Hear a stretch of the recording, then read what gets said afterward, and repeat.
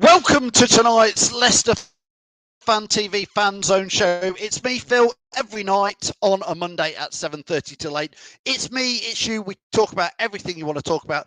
What do you want to talk about tonight? Obviously, the game's coming thick and fast. We've got tomorrow night to look forward to, which is Leicester at home to Sunderland. We've got Saturday to look back to if you want to talk about Swansea v Leicester. And there's a game on next Saturday coming up. QPR? They come thick and fast. Anyway, join us for the next 30 minutes of Fan Zone show and let me know what you want to talk about and get all your views and comments in, and we'll get as many up on screen as possible.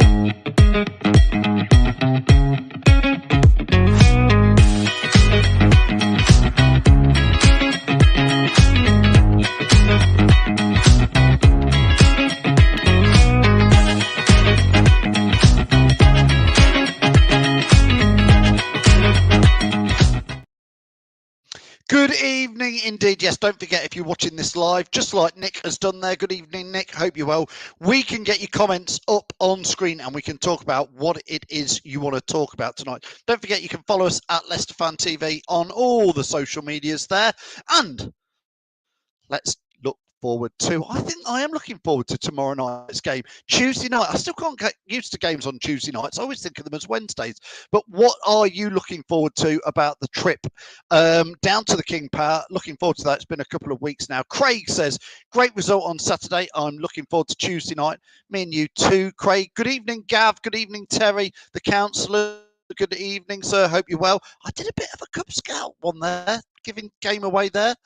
Andrew says, I've heard they're getting an open top bus ready. Andrew, calm down. We're not there yet. There's a lot of matches to get through. Now, in the next 30 minutes, I want as many of your views and comments, and I'll keep putting them up on screen. But luckily tonight, I am joined by Tom, so I'm going to have Tom in. Tom, good evening. Hope you're well. Evening, mate. Yeah, good. Thank you. Good. Tom, let's start with the Swansea game. We'll keep putting comments on as people want to say their view, and you can react to them just like I will. Tom, a decent performance, perhaps one of the best performances this season. What do you reckon at Swansea? Yeah, I think in general it was the all-round performance. You know, the first few minutes we were the dominant team for the first 5-10 minutes. Obviously, Swansea then go and get the goal, and for me, it was a hell of a strike, and it could have gone anywhere. It hits KDH and goes into the back of the net.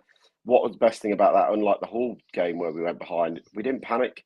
We composed ourselves and we went again. And I think it's the first time in any game that we've seen the wingers really, come into play. We saw a bit of Blackburn, but for me, Swansea were more concerned about us trying to come through the middle of the park and I'm open that way than they were down the wings. And I mean, Mamadidi and Fataturi were having a field day for me at the weekend. They had all the space to run into, try their flair and tricks, and really caused Swansea so much problems. Listening to some of the comments coming from the Swansea side, even they were saying, "What's their manager doing? Why has he set us up with so much space on the wings? Leicester having a field day here." And then obviously Yannick gets his first goal, and I think most people think he's going to celebrate. No, the mindset: get that ball, get back to the halfway line, and we go again. We're going to win these games. 12 months ago, we would have celebrated getting an equaliser against anybody. Now the mindset is completely different. And someone said about Yannick and, what's changed? What's changed? He's got a manager who's given him a bit of love, put an arm around him and believes at what he can do as a footballer. And I think in general, when we signed him, we all knew he was a ball-playing centre-half. He is, and you can see he's a ball-playing centre-half. But Brendan didn't trust him to do that.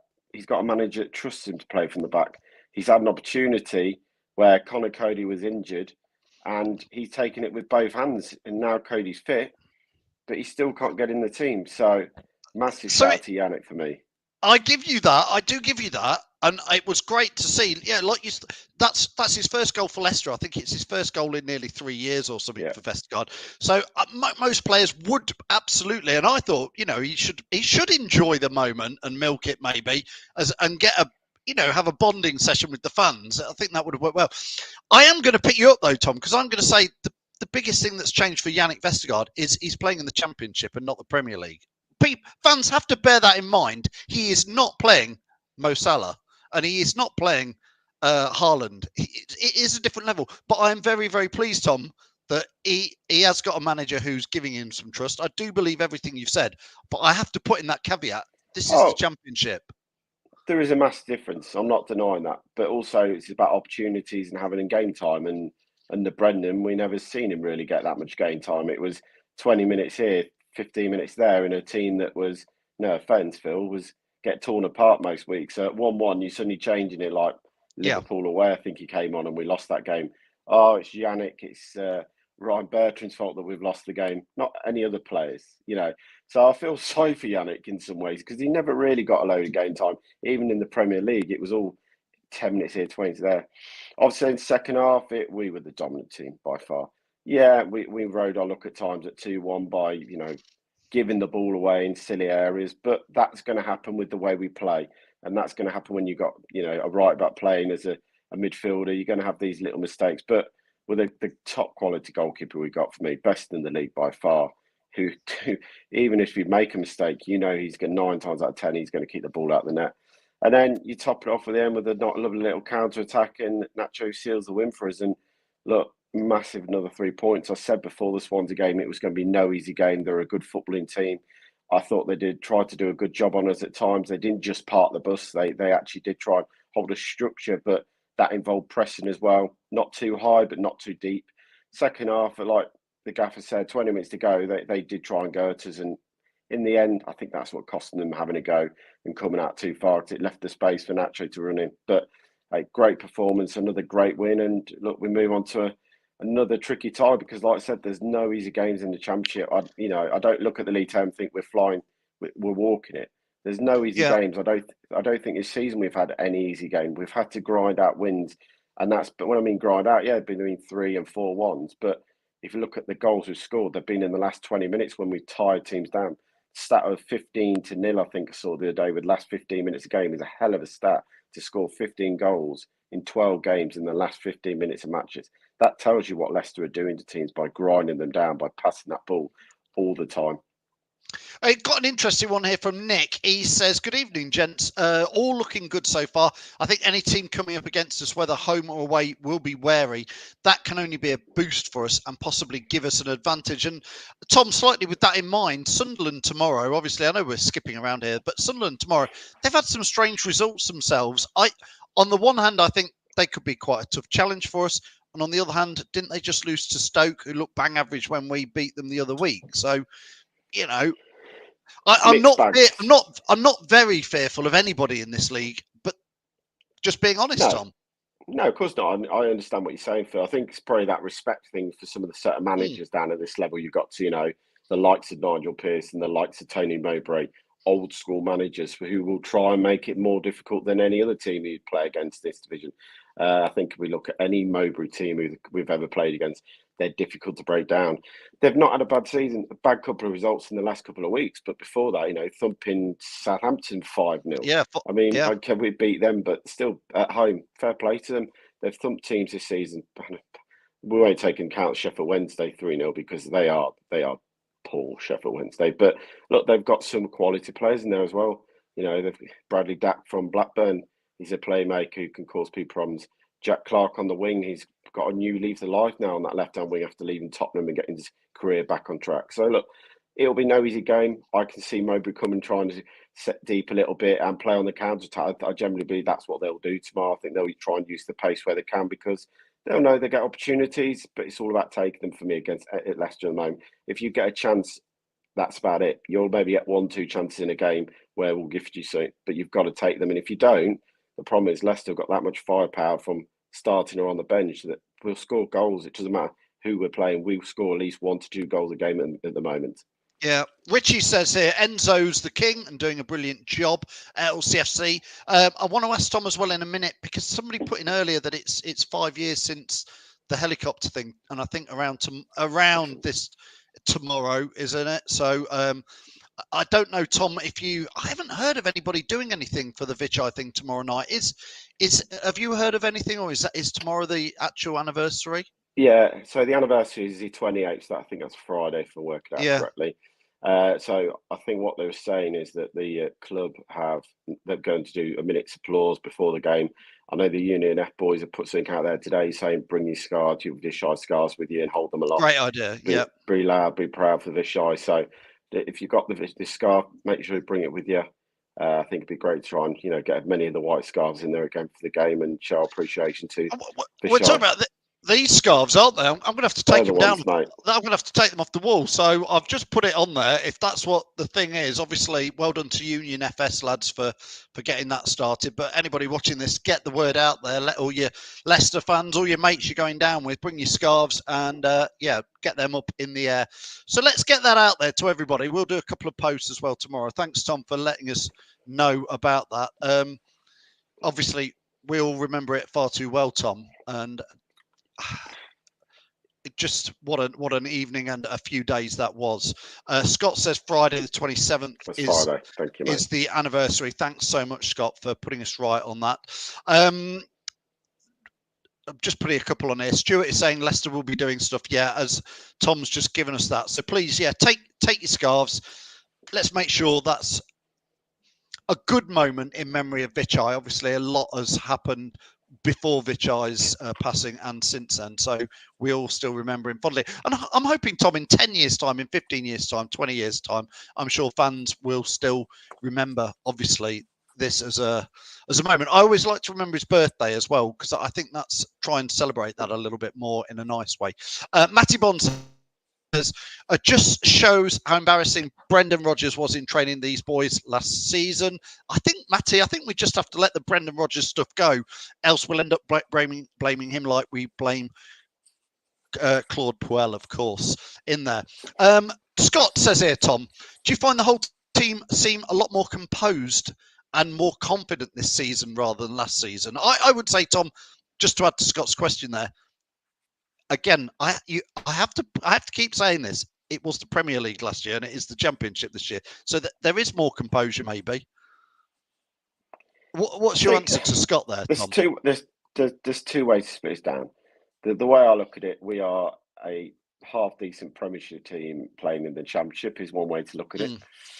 But on the other hand, we came down because we weren't good enough. And yes, other people say Everton should have gone and Forest should have gone.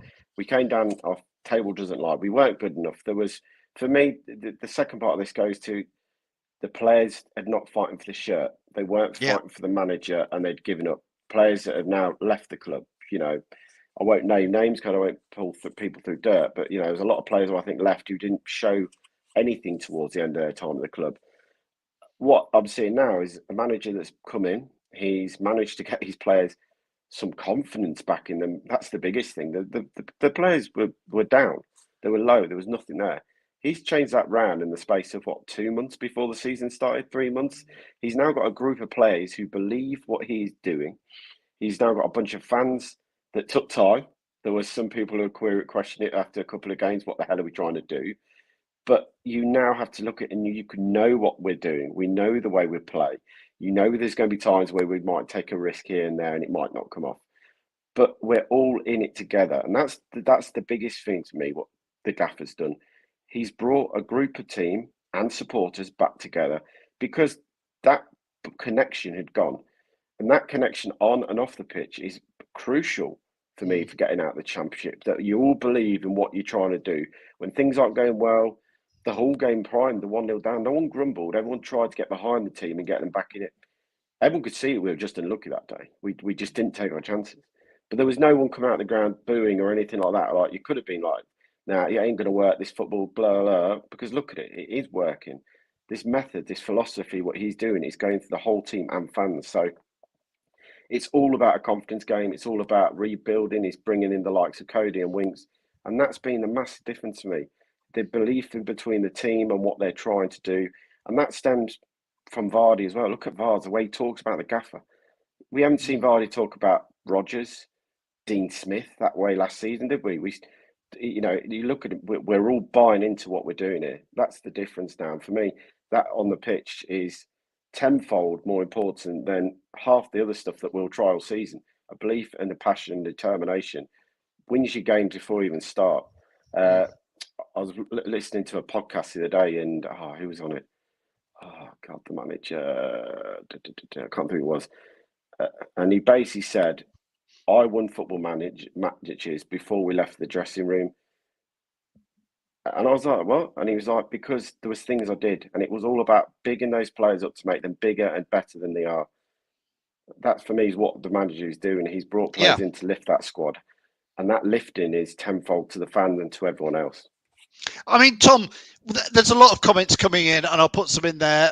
Matty says, no problems with Paul. I have no problems with Paul. I agree with what Matty says there. Did bring in some great players. I have no problem with Brendan Rodgers either, mate. I think he did a great job for us in, got us some great finishes at a time. It's just the wheels fell off with Brendan Rodgers. It went stale. It went stale. He said the things he shouldn't say. He upset the players, the managers. The board didn't back him. It was somebody put a comment in here, which I'll put it back on here. Terry says the best thing long term was to be relegated. None of us wanted to be relegated, but Terry's probably quite right. It's a bit like nobody wanted to lose to Watford in the semi-final of a playoff. But actually, it worked out all right. So I think you've just got to roll with it, Tom. We had an interesting debate in the office today, me, Sam, Jake and Reedy, about Leicester City. We should have been working, but when you get into one of these little debates, and that was, we're getting ahead of ourselves, Tom. But this side, we were sort of debating, as it stands with nobody coming in, how well would it do in the Premier League? And the sort of outcome of that debate was, if and when hopefully we get promoted, it will still need some tweaking. That team, we felt, would be as it stands. We thought we could beat some teams in the Premier League as it stands, but it would need some additions. I think we'd have enough to just stay up for me. I think if you said you'll finish 16th, you take it now, because I don't think you've got in the Championship's different to the Premier League, and for me the firepower probably isn't going to be good enough in the Premier League, because we saw last year we struggled to score goals with Vardy, Nacho and Daka. You'd need to bring reinforcements up front, and proven goal scorers for me, someone in that league. I love Nacho, but he wasn't proven enough 100%. For me in that league to do a job. Vardy obviously can do a job for you, but again, he struggled last year in the Premier League. Thinks, okay, confidence is different this year, but at 37, going to be 30, he'll be nearly 38 by the following year. So it's one of those, you'd need to bring certain areas in to rebuild that, and that's probably all over the pitch. You'd need 2 or 3 all over that pitch to bring us up to anywhere if you want to have a season where you're not fighting the relegation battle. Yeah, it's going to be interesting. Tom, let's bring it back to Sunderland, obviously, tomorrow night, 8 o'clock kickoff. It is, I believe, on Sky, for those of you who aren't going to it. So Sunderland's last few games, the last game they played, they lost away at Stoke 2-1. They lost to Middlesbrough as well. They've beaten 4-0. Watford, they've beaten Sheffield Wednesday, and they lost to Cardiff. So, they're in 6th place on 19 points. I've got a fancy a home win, without a shadow of a doubt, Tom. But I expect it will be one of those, the first 60 minutes, be patient, and then it'll come good in the last 20 or so. Mate, if we could get an early goal against half the teams in this league, it'd make it a lot more comfortable watching. But we all know teams are not going to come here and try and go gung-ho, because they know if they do, they'll get picked off. They all know it. Even Swansea, they're a great footballing team, but they knew not to go too mental because they were worried. And they saw in the first 5 to 10 minutes that Leicester could tear you apart. And that's why they sort of changed their structure. Look, I'd love us to battle like 5-0. That'd be amazing. The last time I think we scored 5 past them was Collymore, hat-trick, Filbert Streak, if I remember rightly. That's going back some years. Wow, I remember that game, yeah. Collymore, That's the famous Collymore. The volley from the edge of the area, the flick on from Esky and Collymore volley. And then that's still on the. They play that on the big screens, don't they? Before most matches, still that one. It's the commentary where this is why people make so much fuss about Collymore. Collymore, yeah. But yeah, look, it's not going to be a game. I still think we'll win it, but yeah, again, I'll take another 3-1, 2-1 tomorrow, because look, then there are no easy games, and obviously the big games are coming up. We go QPR on Saturday, and we should brush them aside. Well, the councillor says, Matty said it. Yeah, Leeds. That week on Friday, under the lights, 8 o'clock kickoff.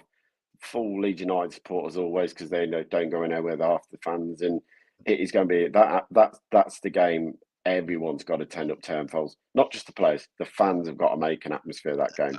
I'm sure many people who watch this have been to a Leicester v Leeds game because we've played them quite recently, obviously in the Premier League. But you are 100% right, Tom. The Leeds fans, when they come to Filbert Street, there's not many noisier away fans than Leeds United. They'll bring 3,500, 4,000 fans, as many tickets as they can bring, and they will be noisy from before the game, during the game, and there is times with the Enzo ball where the fact we're having to be patient, and there's at times nothing. There's not loads of incidents in the penalty box to maybe get the crowd going. You have to try and keep those levels of vocal support up as a Leicester fan, and that is going to be tested against Leeds. And I actually think Leeds are probably going to be the team that keeps pushing. They already look like they're doing it. I think Leeds will be potentially main challenges with Leicester for the top 1 or 2 spots. You just look at that squad, mate. That's another half decent Premiership squad in the series with what they've got. Somerville, Garnacho, Peru, who they signed from Swansea in the summer, one of the best goal scorers in the Championship last year. That's no, mean squad. Kenny, look, they've got some quality players in there, and I think they've taken the time to settle. Luckily, we've got a nice head start, and we need to lose 4 games, and they need to win 4 to catch us. So I'd rather be where we are going into that game, knowing we're a nice, comfortable lead. Because Leeds are going to be a challenge this season. Southampton are on the turn as well, and they're on the up now. With Russell Martin getting them back, and with them still got Ross Stewart to come back, more firepower for Southampton. So look, to get the start we've got could be massing towards the end of the season. Yeah, indeed. In there, Nick says Leeds have only got one song, that Marching On Together. It's noisy when they sing it, though, Nick, and they do sing a few others as well. They are super loud in there. Richard says, don't worry, the Leeds defence is crap. I think they're sorting all that out. A few people, like Andy Medhurst here, says Sunderland have sold their end out, which is tremendous support from Sunderland, Tom. It's a long way on a Tuesday night. Another fan base, though, mate. Another one, them, Newcastle, Leeds. Doesn't matter where they're playing. They will follow their club up and down the country, whatever division, and sell out the allocation they are given. So fair play to Sunderland. I put that on Twitter the other day. I think it was last week. I put it when I saw they'd sold out. Fair play. Tuesday night, long trip down here, 2-3 hour trip down, 2-3 hours back. So fair play to them. Do you know what, Tom? I'm absolutely gutted. I'm going to admit it now. I can't get to the Leeds game because they've moved the night. I've got tickets to go with the missus to go and see a band in Wolverhampton, of all places, on the Friday night, and they've moved the game. It is getting a bit frustrating, but it's going to happen all season, isn't it, Tom? Leicester, Birmingham game's been moved. It's just going to keep happening this year, but it's frustrating when you plan. I mean, Jamie from the Fox's Arms is coming back in a couple of weeks, isn't he? And he's like literally he's been saying he's praying that they don't change the games because he's bought tickets, he's bought flights. Yeah, I think he's been looking for the Watford game. I don't think they've moved that one. No, it's one of those things when you're at the top of the league and you're playing so well, they're always going to pick out that game. And wherever the big games are, where Leicester are, Ipswich, Leeds, Southampton, wherever the big boys are playing in this division, they're going to be on the telly. Look, for me, mate, I'm laughing because Birmingham is literally a 20-minute, 5-minute journey for me into Birmingham from Redditch. And same with West Brom on the Saturday now. That's a 30-minute drive. 12:30, isn't it? West Brom. So for me, nice breakfast. I'll be around the ground from about 10:30 that day. So, yeah, indeed. In there, Carlos says tomorrow's games on TV. I think they are. I think on Sky, the Championship in midweek. Pretty much, you can get a lot of the games on the red button, I believe. But Bubba says, Bill, you got to do what the missus says. Yeah, every now and then, Bubba. Every now and then, trust me. And especially when I booked these concert tickets months ago, I booked them for her.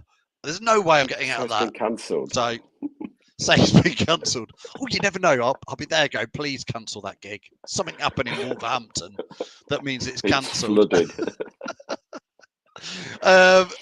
Yes. Is it on Sky Sports? Yes, Richie. It is on Sky tomorrow. Tom, before we keep the wife happy, yes, every now and then. She's normally telling me off for lots of things. Tom, predictions. We want everybody who's watching this to get your score predictions in for tomorrow night. We always do it every week. We've done it for years. We want your first goal scorer. You can pick all the goal scorers if you want, but first goal scorer and correct final score. And how you think the game's going to go, Tom? I'm going to say 3-1 Leicester We still struggle a little bit defensively because of the mistakes. That's the way we play. I'm going to say KDH will score the first goal for Leicester tomorrow. I think he's due another one. He's had a couple of games of that now. So I think KDH will be determined to get back on the score sheet tomorrow. And that's interesting you say that, Tom, because there have been a few flutters. I think it was Blackburn away, a little bit at Swansea with this passing it around the back at times. There is flutters. And do you think that's fine? We're good enough. We just let's keep, because is this season almost, Tom, a rehearsal, fingers crossed, for a Premier League side? So are we trying to practice through all these things? Yeah, but I think the difference in the Premier League is as well, you have more time when you get the ball in the Premier League. You watch the games. So you feel you have more time? I think you do. I don't think teams close you down as quickly in the Premier League because they're also about game management a little bit more, where you find managers go, press high, quick, go, and we'll make subs. Now, that's all right in the Championship. You can make a few more subs. Where in the Premier League, I don't think managers want your best players after 60 minutes being subbed because he's absolutely knackered for chasing the ball around. Now, in the Championship, teams will try and go aggressive and try and get to 70-minute mark before making subs. The problem is our energy levels are that good. We don't struggle with that. And I generally, we are trying to build ourselves. And the mistakes we are having, I generally think will gradually throughout the season disappear. I think we are literally just getting there because each game we seem to make less and less and less. And the ones we are making, we don't seem to make as often. Like, if you look at the Blackburn game, we learnt from that goal, like when not to go through the middle of the park. And at the weekend, if you look at the chance it came, it was down Ricardo mispassing the ball. It wasn't from, Mads at the back passing the ball out. It was from Ricardo trying to go from the centre of the park to the left back position. So the actual defensive mistakes we're making, we don't seem to be making constantly. They're all individual mistakes. So I think we're getting there. And I think as the season goes on, the 5-10 games in, I think those mistakes will suddenly start to really disappear. And those chances of what teams were getting will dry up for me. Thanks, Tom. Don't forget, if you want to follow us, it's at Leicester Fan TV on all social media channels. If you can, I can see all the people who've given us a little like on Facebook and on the channels. Go on, drop us a little like. It only takes you 30 seconds if you're quick with your fingers. Quick fingering. I shouldn't say that, should I, Tom? Goodness me. Andy Young says 2-0 with Vardy to score them. Terry says 3-1 with Pies to score. Gareth says 3-1 KDH to score. Carlos going to the match tomorrow night. Come and see us, Carlos, if you see us. 2-0 Nacho brace. We haven't really touched on that, Tom. The final question will be Nacho or Vardy. Vichai says 5-0 Leicester. Gav says 4-0. Gary says 3-1 with KDH. Scott says 4-2 NDD. I'll keep putting them on the screen while Tom tells us about Vardy or Nacho and why. I'm going to say we go with Nacho tomorrow. I think you keep Vardy for the weekend against a very, very poor defence at QPR, who can't handle any striker at the moment. So I think, if you would be honest, I'd rather have Vardy fit and ready 70 minutes at the weekend than him starting tomorrow night. I think Nacho's proved in the last few games that he's getting better and back to himself. I generally think he'll cause Sunderland a few more problems dropping deep and turning than Vardy will looking for behind. And look, I'd rather have Vardy, 70 minutes of the weekend against QPR and give Nacho a game tomorrow night for me. Yeah, indeed. So Tom's going for Nacho. Do you agree with him? Neil saying 2-1 with Nacho. A lot of people are putting Nacho down to score first. Nick saying Castagna, another one who didn't pull his weight. Nick's having a side chat with other people about is it Fulham v Spurs in the Premier League? Tom, I've got to be fair, I've almost given up watching Match of the Day and all this sort of side of things. I think it's funny, isn't it, how you suddenly flick back and you're like, well, I need to keep an eye on all the Championship games now in there. Bubba says Tom is spot on. There you go, Tom. Bubba's a fan. Jose says 3-0 with Ndidi, Vardy and Atgun. I think Atgun's injured, isn't he? I think he's out for a few, maybe a couple of games. Well, they haven't said. It basically have said he won't play tomorrow. He's got I think he was having a scan as they spoke at the press conference. So be interesting to see how that scan comes out. But look, I think the biggest thing from today's press conference was in the news that Tom Cannon is possibly only a week away from being training. And McAtee coming back. Tom and Cannon and McAtee both could be back training within a week. That's massive for me, getting them two back. Yeah, that will be good. Tom Cannon will give us. That's quick because I think we all thought he'd be out till Christmas. So I think if he's back in, because he doesn't seem to want to play Patson Daka, whatever the score. Peter Taylor says 3-0 with a Vestergaard hat trick. Peter Taylor. Get your 50p on that one. Richie says, what do you think tomorrow night? Richie, listen, I've been saying it all season, and I hate to sound swell-heady, but we should get past Sunderland without too much trouble. As long as we get, it's hard. I'm telling myself, fans have to be patient because I'm not very patient when I'm watching it. I'm like, come on. I'm one of these who's people will slate me because it's like, come on, let's get in there. Let's get it in the box. And I have to say to myself, Phil, be patient. It's going to happen. Trust the process. So I'll trust the process and I'll say 4-1 because we should beat them 4-1. But honestly, I need somebody in my ear, Tom, saying, calm down, patience. I need you there, Tom, in my ear. You basically got one person saying calm down and the other one saying get it forward, get it forward. Yeah, I'm one of those. I'm not there shouting get it forward because I'm not upsetting too many people, but it's inside. It's going, come on, I want to see some action in the penalty area. Entertain me. No, but I'm entertained by the final result, Tom. I keep saying that. I don't care how we win as long as we win. That's all it takes. Stuart says Leicester ready to give someone an absolute drumming. I think we've given plenty of teams a good turnover already. The Blackburn game, the Swansea game. Yeah, we'll see. Anyway, Tom, listen, thanks so much for joining us. We'll see you down at the game thick and fast. It's been great to have you on. Cheers, guys. Thanks, Phil. Thanks, Tom. As ever, a pleasure. I'll let Tom go. He's a legend. And if you're down at the King Power tomorrow and you see me, you see Reedy, you see Tom, Jake, Sam, all the other people, I think even Elijah's down there, all the way over from Canada, who does the watch-alongs with us. So if you are down there, come and say hello. We'll always have a little chat and get your views in. So from me, Phil, I'll see you down at the game. And of course, we've got lots of content coming up this week. Hopefully watch along tomorrow night. Thursday is Championship Chat with Locks. And then we've got another match on Saturday. And of course, the Foxes Aftermath. I believe Jamie is starting it now for his winter run-in. Now he's shut the bar at 10 a.m. And don't forget the clocks go back. If you've never seen it, go and check YouTube and watch Jamie live. Realise that he's got the clocks wrong. I might even share it on the day. Thanks, everybody, for watching. It's been great. I'll see you next Monday. If I don't see you before, thanks for everybody who helps bring Leicester Fan TV together. Thanks for watching Leicester Fan TV. Thanks to our sponsors, ADT Taxis, Everards, Pukka Pies, Pink Car Leasing, Leicester Riders, Hollogram, The Fox's Arms, Peter's Pizzeria, Hope Against Cancer, and Newby Co Estate Agents. Make sure to follow us on all of our social channels at Leicester Fan TV. Visit our website, leicesterfantv.com.